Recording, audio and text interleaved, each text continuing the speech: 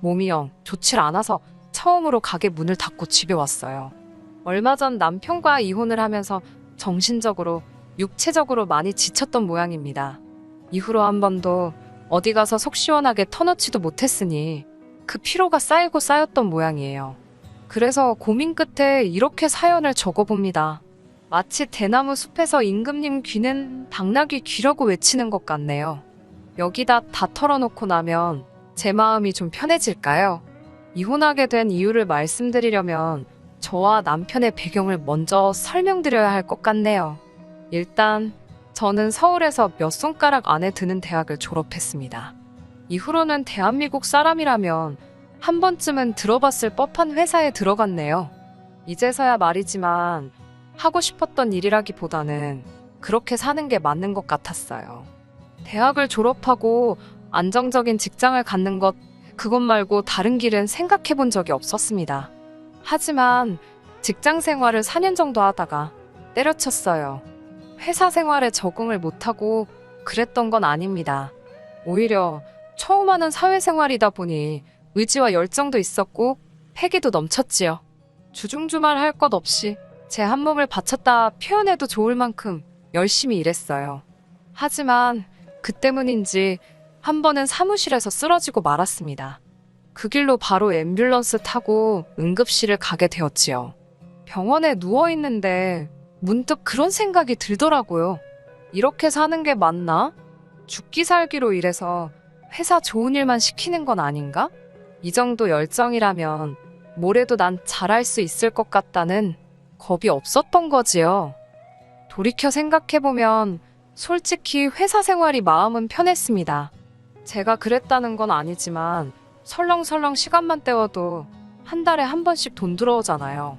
마음 고생할 일도 없고 그렇기에 회사를 관두고 장사를 시작하겠다라는 생각을 행동에 옮기기까지가 쉬운 결정은 아니었습니다. 그리고 그때만 하더라도 제가 요리의 요자도 모르는 사람이었거든요. 결국 고민 끝에 일단 아르바이트라도 해보자는 결론을 내렸습니다. 그렇게 퇴근 후에는 집 근처 식당에서 일을 하기 시작했어요. 설거지부터 시작해서 서빙에 고기 굽기까지 안 해본 게 없습니다. 돈을 번다기보다는 수업을 듣는다는 생각으로 열심히 다녔어요. 그렇게 6개월 정도 해보고 할 수 있겠다는 확신을 갖게 되었지요. 스스로에 대한 확신은 생겼지만 더 큰 관문이 남아있었으니 바로 부모님을 설득하는 일이었습니다. 부모님께선 항상 입버릇처럼 제가 얌전히 회사 생활하다가 좋은 사람을 만나서 결혼하면 좋겠다고 말씀하셨거든요.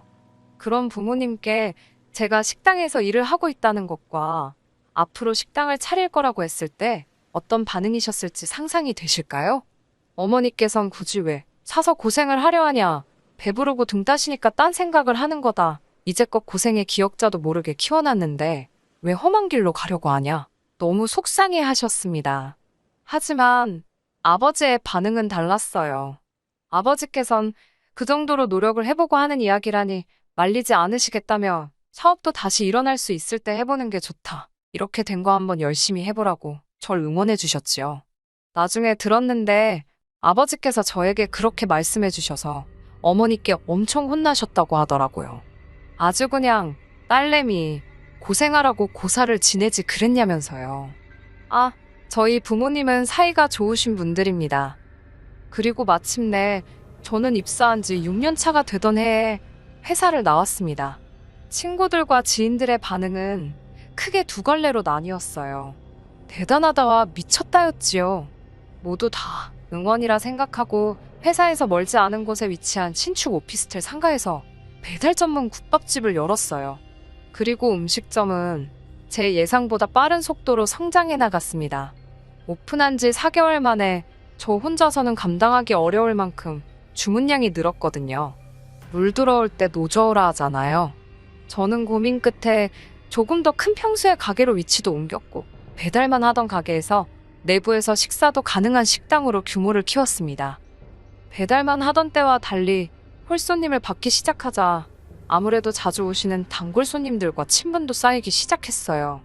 그리고 남편은 그 손님들 중 한 명이었지요. 무슨 출석 도장이라도 찍듯 일주일에 두세 번은 가게를 찾아왔는데 매번 똑같은 메뉴만 먹어서 모른 척을 할래야 할 수가 없었어요. 그러다 하루는 자기 아는 동생이 빵집을 오픈해서 거길 갔었는데 제 생각이 났다며 디저트 몇 가지를 두고 가더라고요. 솔직히 동네 장사다 보니 손님들이 떡도 가져다 주시고 뭐 이런 거 저런 거 소소하게 챙겨주시는 경우가 종종 있어요. 그래서 남편의 디저트도 그런 뭐랄까 이웃으로서의 호의라고 생각했지요.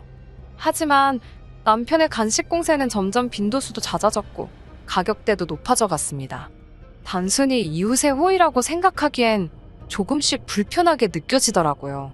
게다가 식사를 공짜로 줄 수는 없었으니 의도치 않게 일방적으로 받기만 하는 상황이 되었고요. 고민 끝에 남편에게 부담스럽다고 솔직히 털어놓았습니다. 그러자 남편은 그렇게 생각할 줄은 몰랐다며 사실은 저를 좋아했답니다. 그러면서 저를 진지하게 알아가고 싶다고 하더군요. 생각지 못한 남편의 고백이 당황스러웠지만 남편이 쑥스러운 듯 죽벽거리는 모습이 왠지 순진하게 느껴져서 제 마음에 문이 열렸던 것 같아요.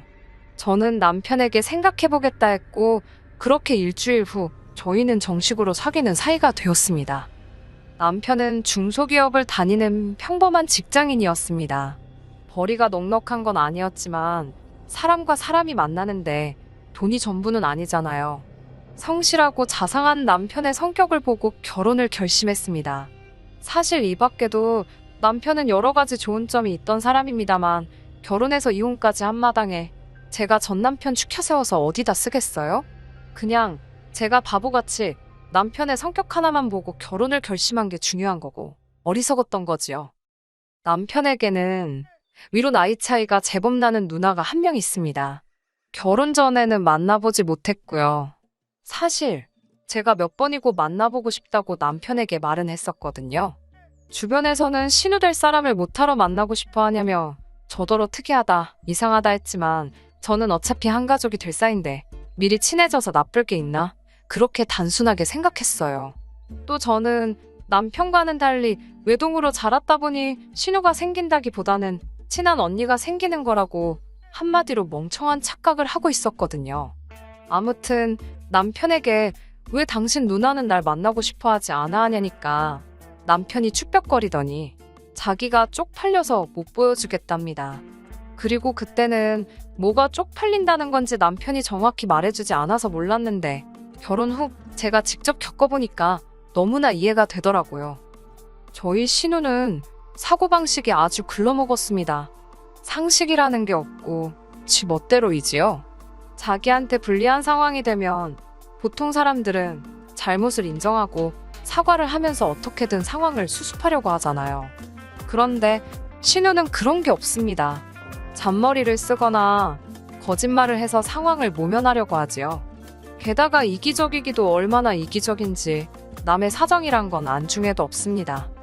한 번은 이런 일이 있었어요. 결혼하고 얼마 지나지 않아 있었던 일입니다. 신우에게는 8살짜리 아들이 있었는데요. 어찌나 극성 맞고 말을 안 듣는지 유치원 원장 선생님이신 저희 친정어머니께서도 상견례 자리와 결혼식에서 시조카를 보시고는 고개를 절레절레 저으실 정도였네요. 저는 결혼 전부터 거북이를 한 마리 키우고 있습니다. 원래는 강아지나 고양이를 입양할 생각이었는데 식당을 운영하게 되면서 아무래도 털 날리는 동물은 안 되겠더라고요. 친구들은 저더러 걱정을 사서 한다고 무안을 줬지만 솔직히 아무리 조심한다고 해도 옷에 붙은 강아지나 고양이 털이 식당에 딸려갈 수도 있잖아요. 위생은 식당의 생존과 직결되는 부분이다 보니 조심스러울 수밖에 없었네요. 고민을 거듭하는 절 보고 한 친구가 저에게 거북이를 선물해 주었습니다. 손도 많이 안 가서 키우기 어렵지 않고 또 계속 보고 있으면 은근히 예쁜 구석이 있다면서요. 그리고 그때부터 지금까지 가족처럼 키우고 있지요. 그리고 이게 문제가 될지는 몰랐네요. 신우 아들이 제 거북이를 엄청 좋아합니다. 신우의 사적인 부분이라 이렇게 이야기를 해도 될지 조심스럽습니다만 신우가 사는 형편이 좋지가 못해요. 누구 하나 저에게 속 시원히 말해준 사람이 없어서 신우가 왜 그러고 사는지는 저도 잘 모르고요. 아무튼 반지 합방에서 신우부부와 그 집 아들 그리고 더 어린 딸까지 내 식구가 같이 살고 있었는데 솔직히 말이 반지하지 집안에서 햇볕 한 점 보기 어려울 만큼 지하나 마찬가지인 곳이었습니다. 신우 말로는 곧 아파트로 이사갈 거라고 했지만 처음엔 저도 괜한 오지랖으로 거기서 옴짝달싹 못하고 시족하더라고 지내는 신우가 안쓰럽더라고요. 그래서 몇 번 신우가 저희 집에 놀러가도 되냐고 물어봤을 때 그러라 했었습니다. 그런데 그게 화근이었지요. 신우는 제 말 뜻을 아무 때나 와도 좋다쯤으로 이해했나 봅니다. 이후로 연락도 없이 찾아오기가 여러 번이었거든요. 저는 화요일에 가게 문을 닫았고 남편은 다른 직장인들처럼 주말에 쉬었습니다. 그렇다 보니 신혼인데도 서로 얼굴 볼 시간이 많이 없었던 게 사실이에요. 그렇다고 해서 그 점을 불평하진 않았습니다. 솔직히 서로에게 방해받지 않고 쉴 수 있으니 좋다고 생각했거든요. 그리고 주말 중 하루는 남편이 가게에 나와 일을 도와주기도 했으니 딱히 서운할 건 없었지요. 하지만 신우가 시조카드를 데리고 주말마다 오기 시작하면서 저희의 생활 패턴에 조금씩 금이 가기 시작했습니다. 게다가 신우나 시조카나 할 것 없이 저희 집을 자기들 집처럼 활개를 치고 다녔으니 저도 모르게 점점 예민해지더라고요. 문제가 된 그날은 아침에 준비한 국밥이 평소보다 일찍 다 팔려서 생각보다 이른 귀가를 했어요. 신우가 온다는 소리도 못 들었기 때문에 남편이랑 뭐라도 시켜 먹을까 즐거운 상상을 하며 집에 들어갔지요. 하지만 집에 들어서기가 무섭게 짜증나는 상황을 보고 말았습니다. 시조카가 어항에서 거북이를 꺼내 이리저리 주물떡거리고 있더라고요. 어이가 없어서 제가 바로 거북이를 낚아채 어항으로 돌려놨습니다. 그러자 시조카가 자기 지금 갖고 놀고 있다며 당장 내놓으라며 울어제끼더라고요.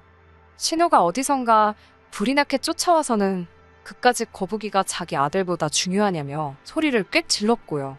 제가 하는 행동이 자기 아들의 EQ 감성을 해치는 거라나 감수성을 망가뜨린다나 뭐 말 같지도 않은 소리를 하면서 말이지요. 그러면서 자기 같으면 시조카한테 그냥 선물로 줬을 거랍니다.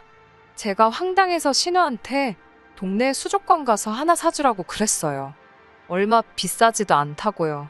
그러자 신우가 한다는 말이 자기가 5,000원 줄 테니까 일주일만 빌려달랍니다. 자기 아들이 일주일 정도 데리고 있으면 분명히 질릴 거라면서요.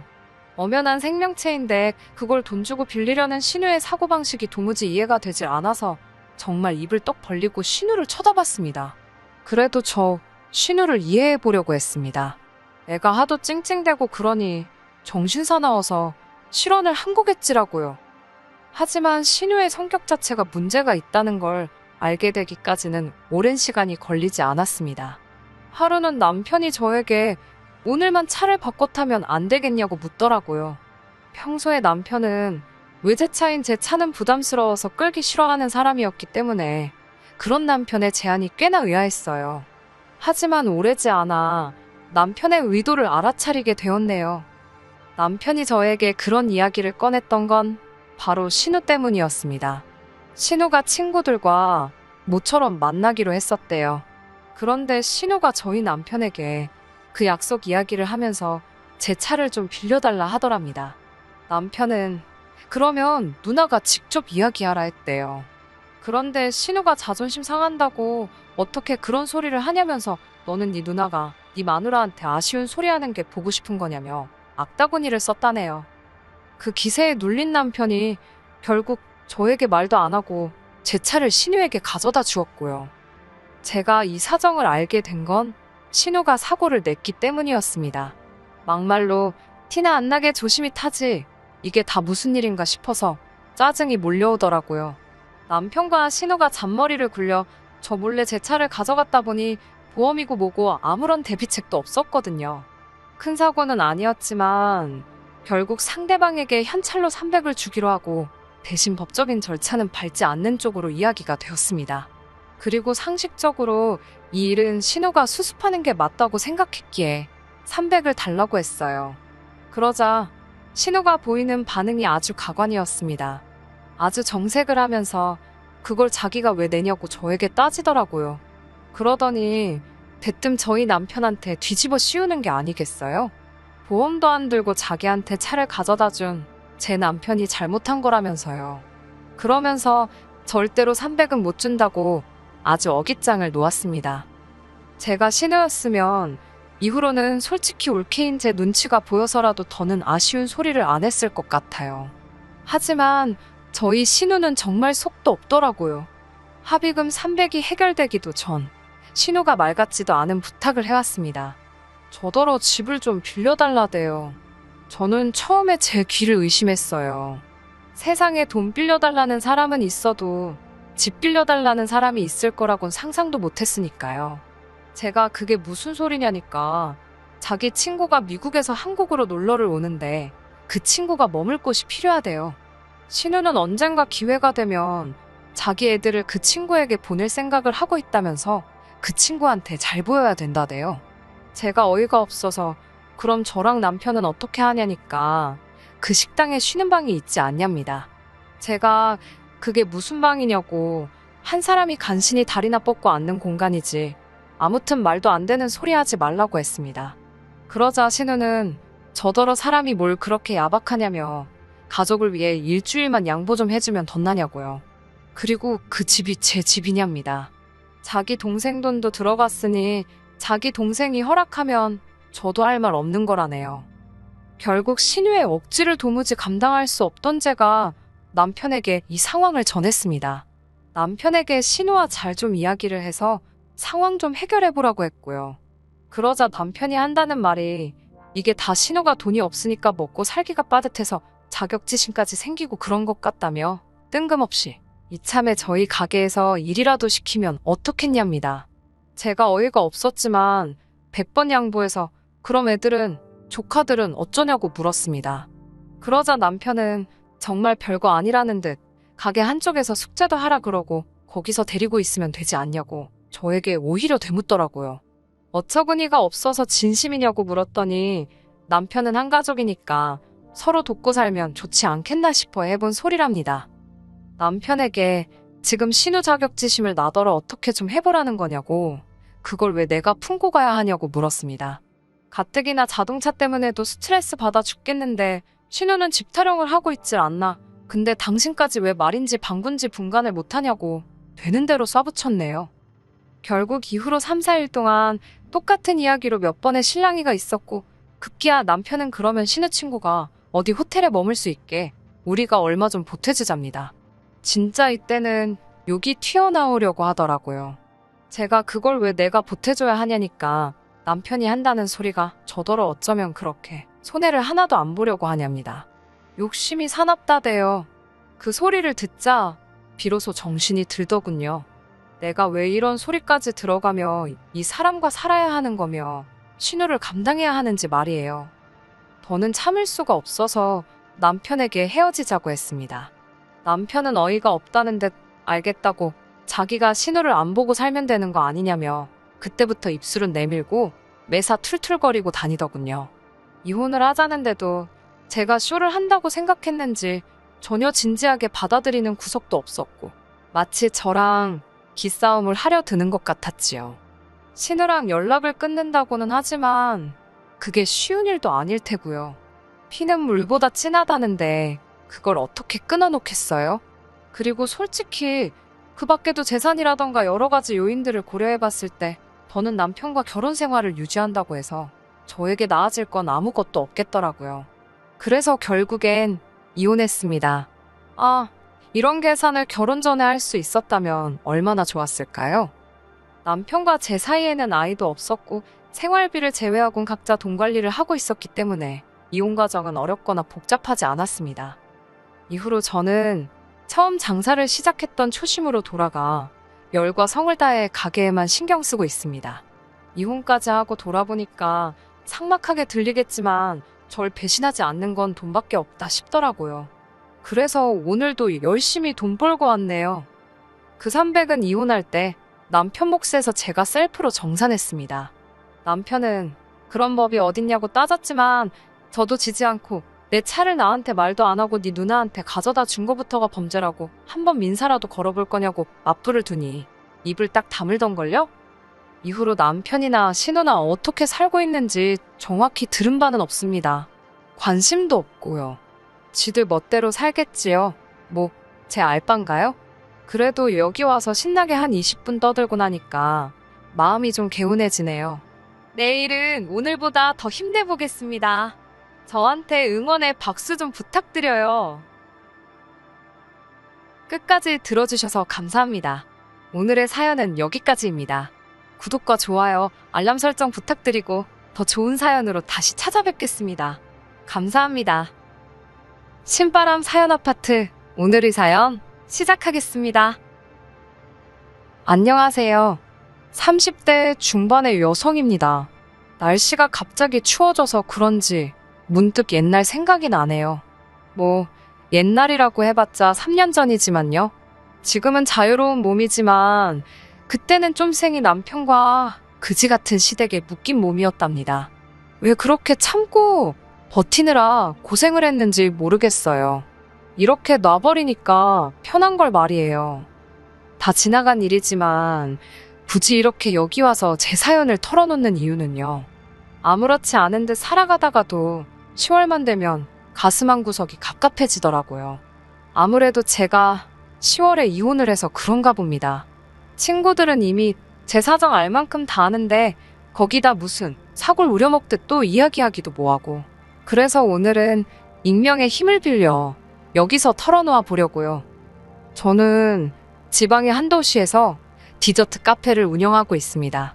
사실 대학교를 졸업할 때만 하더라도 서울에 있는 회사에 들어가고 싶었지 장사를 하려는 생각은 해본 적도 없었어요. 솔직히 지방이긴 했어도 국립대를 우수한 성적으로 졸업했으니 적어도 중견기업은 들어갈 수 있을 거란 자신감이 가득 차 있었거든요. 하지만 졸업하고 반년이 지나도록 아무리 여기저기 이력서를 넣고 어쩌다 면접까지 가더라도 결국 취직을 하지는 못했습니다. 속절없이 야속한 세월이 흘러갈수록 제 마음은 조급해져만 갔지요. 괜한 자격지심에 집 밖으로 나오는 것도 꺼려졌고요. 그러자 평소에 친하게 지내던 언니가 그렇게 무기력하게 있지 말고 자기 카페에 와서 아르바이트라도 해보라고 하더라고요.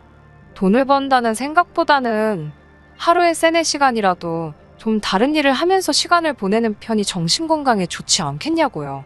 언니 말을 들으니 그것도 일리가 있다 싶어서 그렇게 아르바이트를 시작하게 되었네요.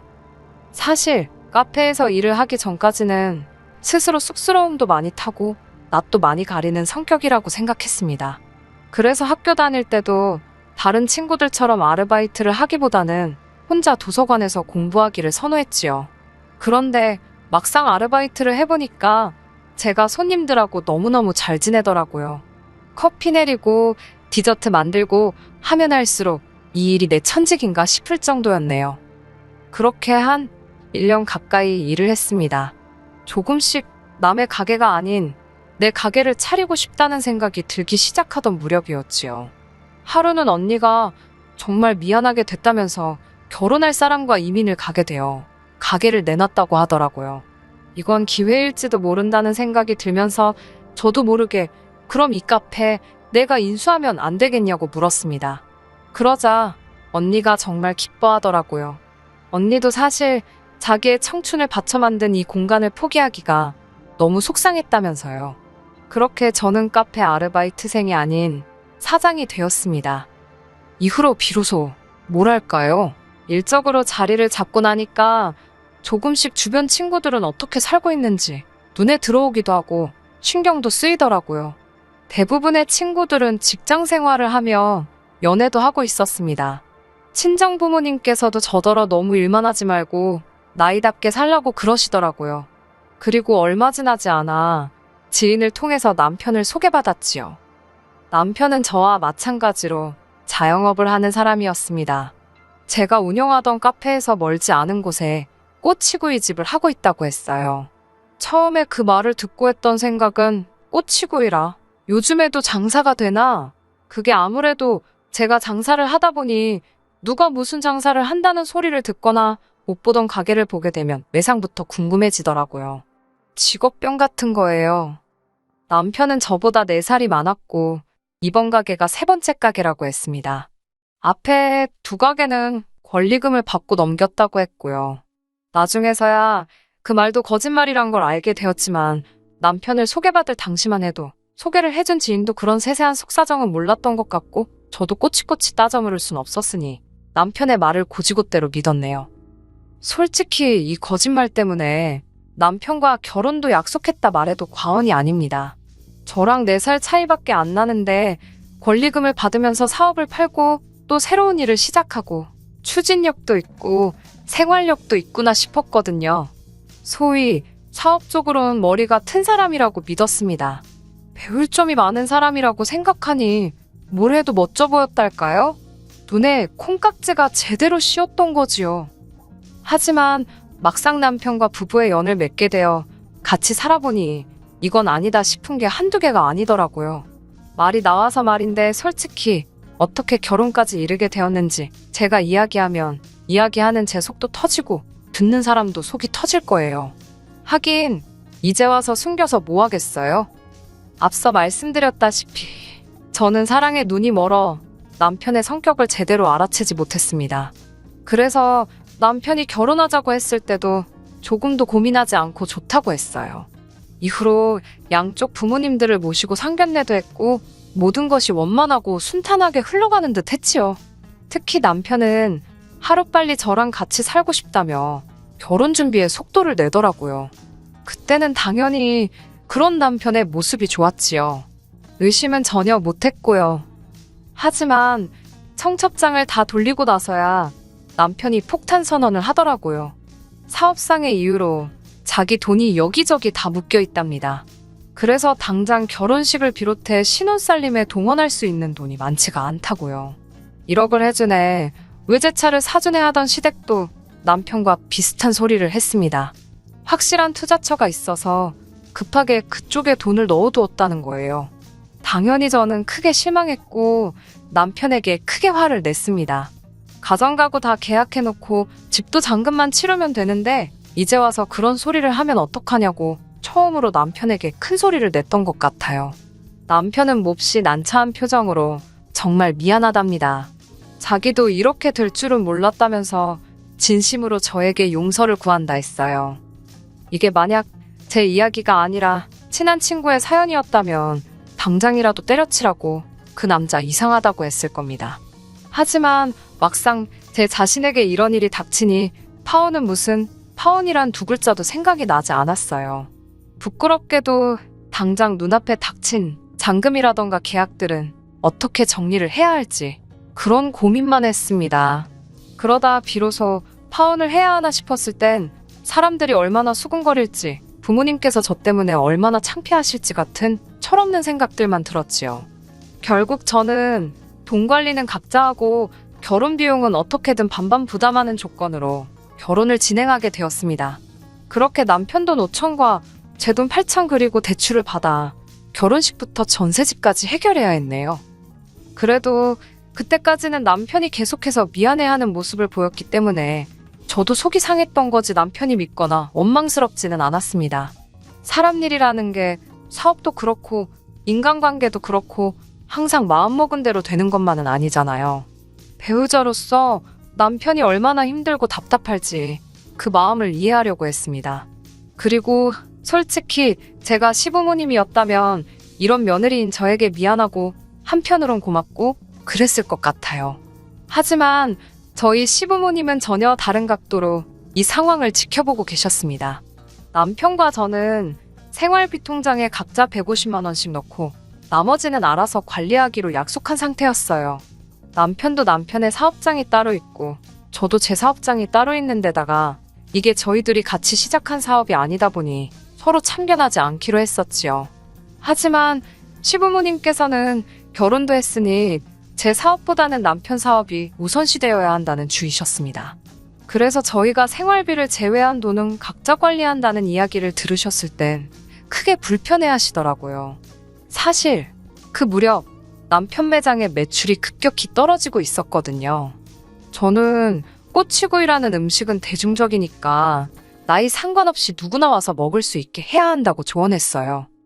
하지만 남편은 젊은 사람들이 많이 와야 맛집이라고 소문이 난다면서 갑자기 메뉴판을 전부 다 영어로 바꾸질 않나, 손님들을 나이로 차별하지를 않나. 한 번은 60대 중반쯤으로 보이는 손님 4분이 오셨는데 가게 음식이 매워서 못 드실 거라며 거의 내쫓다시피 손님들을 내보내기까지 했지요.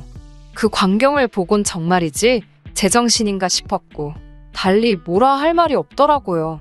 막말로 동네에서 장사를 그따위로 하니 안 좋은 소문이 나는 건 시간 문제겠다 싶었지요. 저런데 앞에 2가게를 권리금을 받고 넘겼다고? 의심스러워서 결국 인근 부동산 아저씨들에게 수소문을 했고 그 이야기도 거짓말이었다는 걸 알게 되었습니다. 권리금은 개뿔, 그나마 있던 보증금도 다 까먹고 그러고도 안 나가서 건물주가 내용 증명을 보내고 말도 아니었다고요. 남편을 제외한 모든 사람들이 왜 매상이 안 나오는지 뻔히 알고 있었지만 남편은 남의 의견에는 관심이 없었고 한번 들어라도 볼 생각조차 없었습니다. 어이없게도 남편은 아무래도 장사가 안 되는 이유가 자기가 인테리어에 투자를 안 해서 그런 것 같다며 급기야 저에게 돈을 빌려달라고 하더라고요.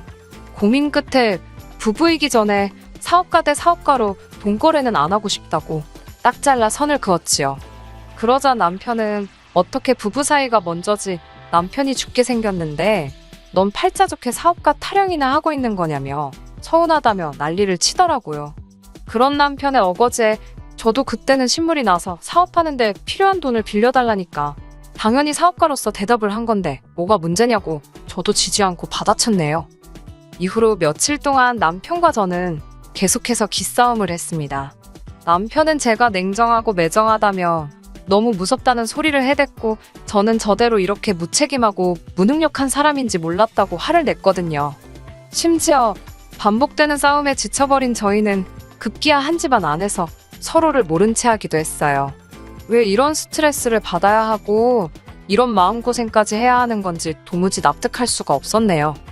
그래도 이쯤에서 끝났다면 저희가 이렇게 이혼까지 하는 일은 없었을 겁니다.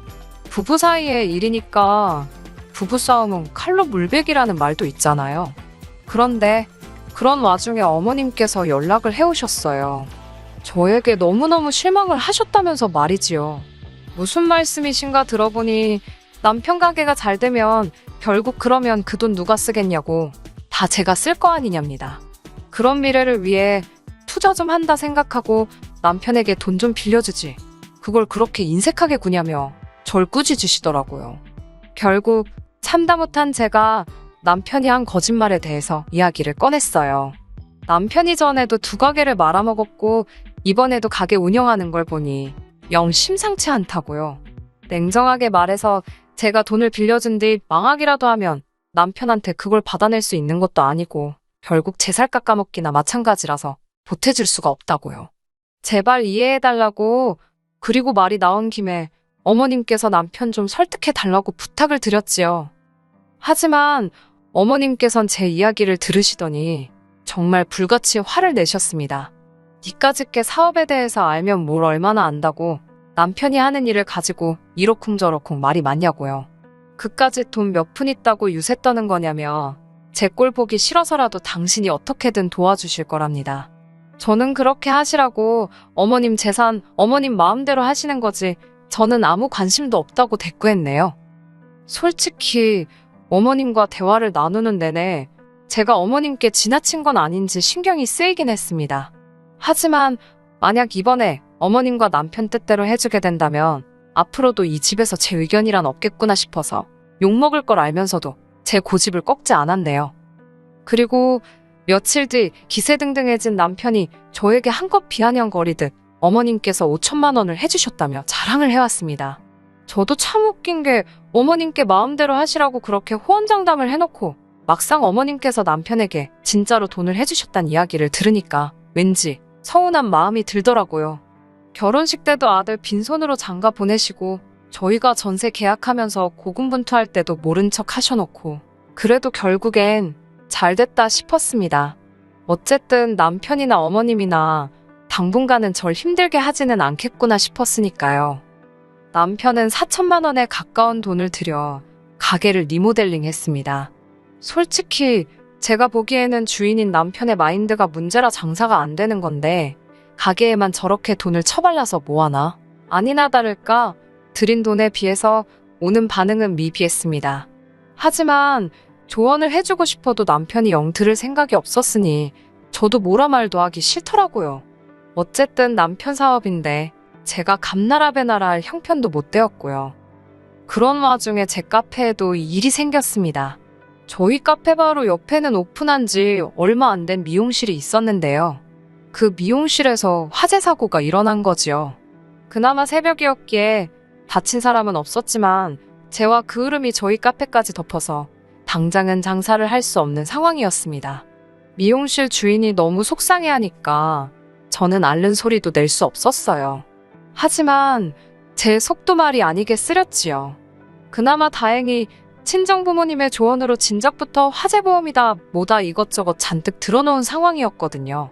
덕분에 카페를 복구, 보수하는 데 필요한 보험금을 제법 넉넉히 받게 되었습니다. 이참에 그동안 마음에 안 들었던 부분도 고치고 소위 업그레이드를 시켜야겠다 생각하고 있었는데 남편이 이야기를 좀 하자더군요. 직감적으로 돈 이야기구나 싶어서 저도 정신무장을 단단히 했지요. 게다가 남편은 시부모님까지 모시고 자리를 만들었더라고요. 이쯤 되니까 정확히 이유도 알기 전에 기분부터 나빠지고 예민해지더라고요. 아니나 다를까 어머님께서는 보험금으로 얼마나 받았냐며 말문을 여셨습니다. 저도 본능적으로 금액을 확 낮춰서 말씀드렸어요. 이건 무슨 눈치 게임도 아니고. 아무튼 그러자 어머님께선 기왕 이렇게 된 거 저더러 이참에 장사를 때려칠하셨습니다. 그리고 그 돈으로 남편 장사에 몰빵을 하든지 당신이 남편 해준 돈을 갚든지 하라셨어요. 지금 이런 불경기에 부부가 힘을 합쳐야지 니들이 따로 국밥이냐고요. 저는 싫다고 했습니다. 제 카페가 남편 꼬치구이 집보다 훨씬 장사도 잘 되는데 접어도 남편이 접는 게 맞다고요. 그러자 어머님께선 그럼 제 카페는 고치지 말고 그냥 장사하랍니다. 사람들이 카페에 커피 마시러 오지 벽지 보러 오냐면서요. 그리고 보험금은 당신 달라고 하시더군요. 저는 무조건 싫다고 했어요. 막말로 제가 이만큼 될 때까지 1,000원 한 장 안 보태주신 분이 왜 제 돈을 탐내냐고 결국엔 어머님께 큰 소리를 내고 말았지요. 그러자 남편이 저더러 말이 심하다면서 솔직히 생각이 있으면 그 보험금으로 저도 대출을 갚던가 뭔가 쓸모있는 걸 해야 하지 않냐입니다. 그러면서 저한테 이렇게 생각 없는 여잔 줄 몰랐다대요. 그 말을 듣는데 진짜 어이가 없어서 전세 대출은 오빠랑 나랑 같이 사는 집 구하느라 받은 건데 왜 내 보험금으로 그걸 갚으라는 거냐고. 진짜 웃긴다고. 대출은 지금처럼 오빠랑 나랑 반반씩 갚아나가면 되는 거지. 왜 나한테 덤티기를 씌우려 하냐고 아주 정색을 했지요. 그러자 남편이 이제 보니 저더러 진짜 독하다면서 사귈 때는 이런 성격을 어떻게 숨긴 거냐고 사기 결혼이란 소리를 입에 담더라고요. 누가 지금 누구 앞에서 사기를 운운하는 건지. 그 전에도 남편의 한심한 행동들 때문에 한 번씩 확 이혼해버려 그런 생각을 하긴 했었는데 사기 결혼 소리를 들으니까 그동안 남편이 절 속였던 것들이 주마등처럼 스치면서 진짜 이혼하는 게 나을지도 모르겠다 싶더라고요. 그런데 그때 저보다 먼저 어머님께서 그따위로 할 거면 이혼하라는 말씀을 하셨습니다. 듣자 하니 제 말하는 게 거슬려서 못 봐주시겠다면서 그따위로 할 거면 헤어지라대요? 헤어지잔 소리를 해도 내가 해야 하는 판인데 시어머니가 나서서 그런 소리를 하니 듣기 좋을 리가 없었지요. 저도 홧김에 네 할게요. 어머님이 하라는데 이번 한 번은 어머님 말씀대로 해드릴게요 라고 소리를 질렀습니다. 그리고는 남편에게 잘 들었지? 당신 어머니가 하라고 한 거야. 내 탓하지 마. 소리를 지르곤 집에서 나와버렸네요. 이후로는 뭐 말 안 해도 아시겠지요. 이혼하겠다고 마음을 먹고 나니까 뭐 척척 진행이 되더라고요. 어차피 카페는 보수공사 때문에 문을 열지도 못했으니까 그참에 변호사도 몇 명 만나서 상담도 받고 그랬네요. 뭐 이후로는 솔직히 시간이 걸려서 그랬지 어려운 건 하나도 없더라고요. 그렇게 가을과 겨울 그 사이에 이혼을 하게 되었습니다. 큰 숙제를 끝낸 듯 홀가분했고 그 무렵 카페도 재오픈을 하게 되면서 여러 가지로 마음이 바빴습니다. 그리고 원치 않았어도 지인들을 통해 남편의 소식을 듣게 되었는데 어휴, 기어이 일을 냈더라고요. 그렇게 손님을 차별하며 가려가며 받는 헛짓거리를 하더니 동네 엄마 중 누가 지역신문에 제보를 했답니다. 자기 친정 아버지가 개무시를 당하고 돌아왔다면서요. 사람들은 금방 제보 속 가게가 남편 가게라는 걸 알게 되었고 망했지요, 뭐. 솔직히 속으로 너무 꼬숩더라고요. 진작에 제 말을 들었으면 그렇게 망하진 않았을 텐데. 저는요, 이혼 후로는 날개 달린 듯 펄을 날아다니는 기분이에요. 처음 카페를 인수했을 때가 엊그제 같은데 며칠 전엔 사무점까지 냈거든요. 당분간은 연애고 뭐고 쓸데없는 생각은 접어두고 사업에만 올인할 겁니다. 그래서 내년 이 무렵에는 더 좋은 소식 가지고 제 근황 들려드리러 또 올게요. 끝까지 들어주셔서 감사합니다. 오늘의 사연은 여기까지입니다. 구독과 좋아요, 알람 설정 부탁드리고 더 좋은 사연으로 다시 찾아뵙겠습니다. 감사합니다.